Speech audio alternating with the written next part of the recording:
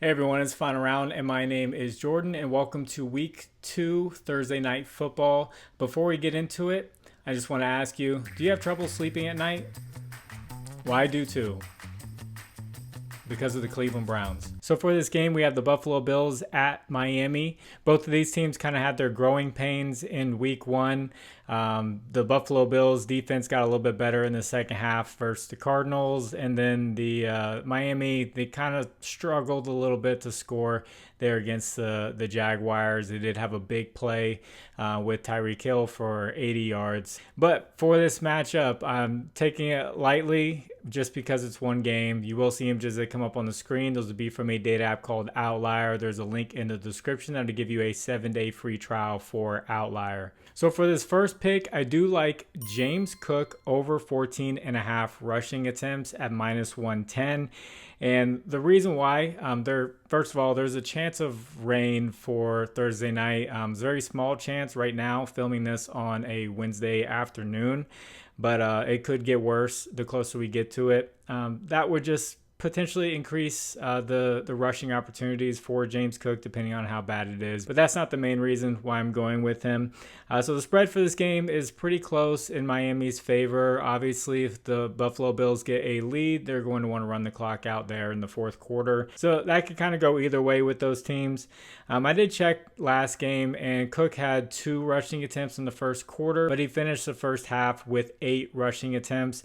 Even though they were down 17-3, they didn't feel the need to have to pass the ball too much because it was early in the game. And I like that even though they were down by 2 touchdowns going into halftime, they came out and they ran the ball a lot with James Cook.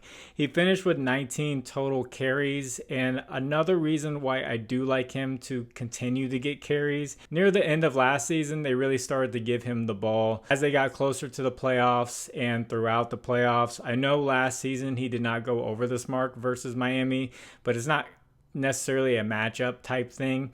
There's also the situation with Josh Allen and his hand.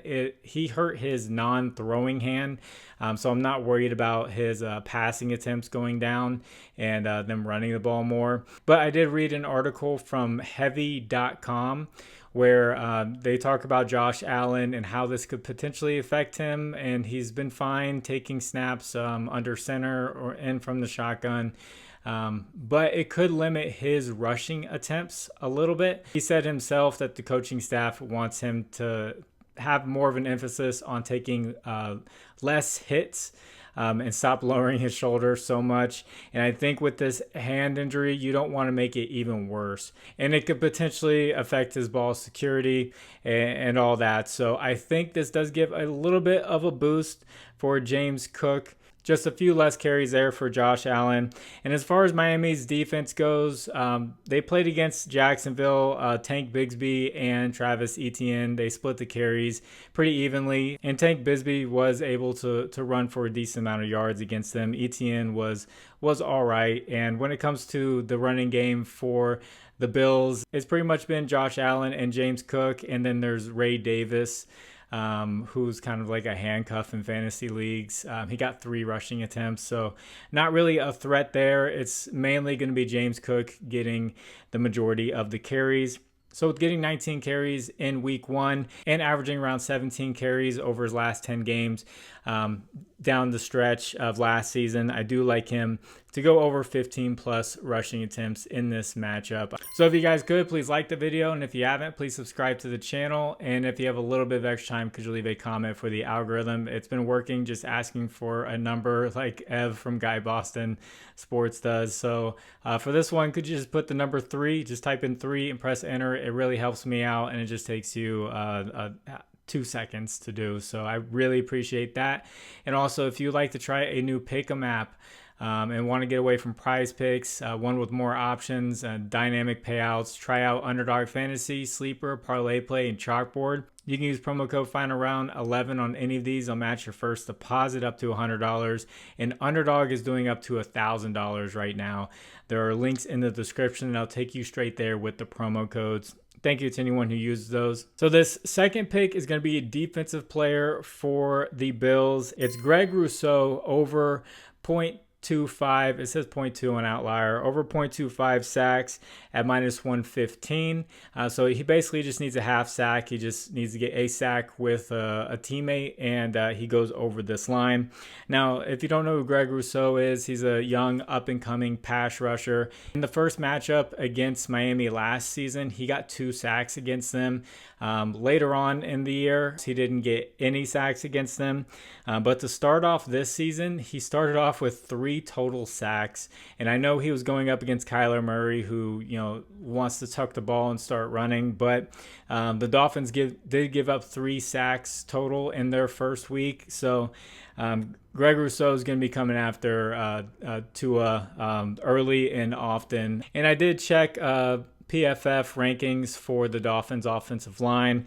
They do have them ranked 18th going into the year, so not great there, and he should definitely have a good opportunity here to get at least a half a sack. So I want to talk about Miami. I don't have any picks for Miami at the moment. They're dealing with some uncertainty at the running back position. And these games that they've played, there's been a lot of unders for, like Tyreek and Waddle and Tua. He had one really good passing game against them. Even for the kicker, Sanders, I was really looking at his under 2.5 extra points made. But I really don't want to fade any of these guys just because it's the beginning of the season. The Bills defense, they did get better in that second half versus the Cardinals, but it's the Cardinals, so there could be some growing pains here, and it could be a high-scoring game. But historically, the Bills play them pretty tough, so I don't want to fade them, but I also don't want to take any overs. And with this running back situation, I'm really curious about where they're going to put some of the lines out at. Raheem Mostert is out. HN is questionable, going to be a game time decision. So that leaves Jeff Wilson Jr. as the next guy up. But I'm really curious about this rookie from Tennessee, Jalen Wright.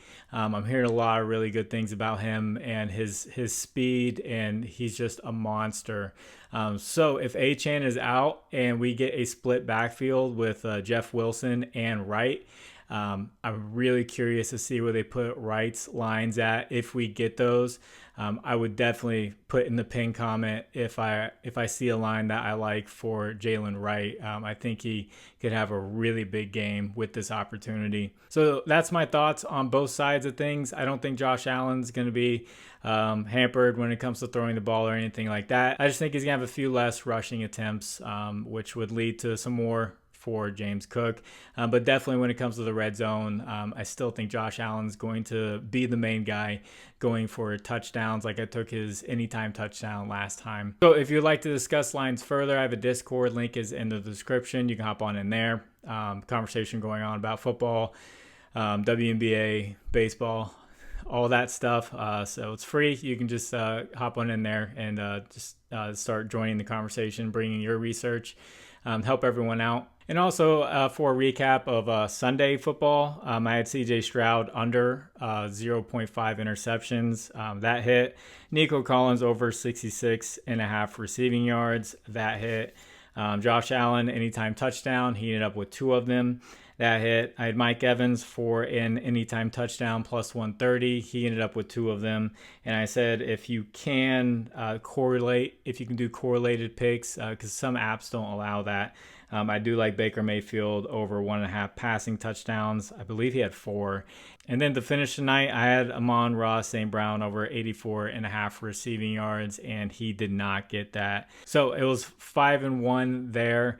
And I had a 2-0 day on Friday Night Football. So not a bad start with week 1, but I know things do adjust and things change. It's pretty much every sport. The first week or so is everything seems easy, but then it's going to hit. Lines are going to get sharper and everything like that. Bettors are going to get smarter and get quicker to getting the lines. And we'll see where it goes with week 2. And also I talked to Steven from Just a Bet Outside, and I was like, man, I got like 4,000 views on my week 1 video, and Ev, a guy from Guy Boston, is getting 40,000. He got 10 times the amount that I got. I was like, What do you think I should do with the algorithm and everything? He said, I think people just see you as a basketball guy. And I told him, look, I played basketball throughout high school up to varsity. And I also played football up to varsity. I was an offensive lineman in the Rock Hill area. Luckily, I graduated just before Clowney came to play, and I didn't have to block him. But I did play against Stephon Gilmore. We're the same age throughout basketball and for football. And in middle school basketball, my middle school coach saw Stephon Gilmore, and he said, that kid is going to play D1 basketball. And because he was dunking in middle school. And he ended up playing quarterback in high school football.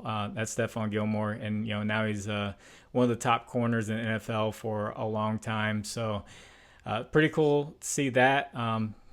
Definitely glad I didn't have to block Clowney, but I did have to block the number one prospect in the nation at the time was Daquan Bowers. He ended up going to the Buccaneers and kind of faded out, but that wasn't fun. They put him at halfback on the offensive end. So, you got this guy 6'4", like 245 to 260 pounds running a halfback. I was happy I was playing the offensive line. But yes, I do know football a lot. So hopefully by the end of this, I can be a basketball and a football guy. So hope you all do well. God bless you all. It's fun around. My name is Jordan. I will catch you on the next one. Bye.